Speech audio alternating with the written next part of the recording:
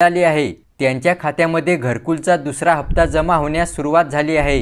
या व्हिडिओमध्ये मी तुम्हाला 70,000 रुपयांचा दुसरा हप्ता जमा केल्याचा लाईव्ह प्रूफ दाखवणार आहे।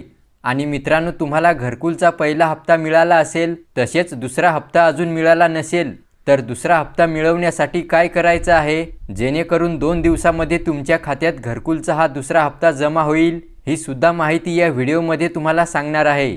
तेव्हा व्हिडिओ शेवटपर्यंत पहा आणि चॅनल सबस्क्राइब केला नसेल तर सबस्क्राइब अवश्य करा। चला व्हिडिओ सुरू करूया। तर पहा मित्रांनो, या ठिकाणी मी तुम्हाला प्रधानमंत्री आवास योजनेच्या वेबसाईटवर जाऊन दाखवत आहे।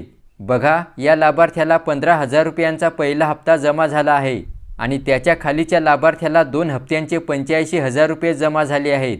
म्हणजेच पहिल्या हप्त्याचे 15,000 आणि दुसऱ्या हप्त्याचे 70,000 रुपये मिळाले आहेत। मित्रांनो, तुम्ही लाभार्थी असाल आणि तुम्हाला घरकुलचा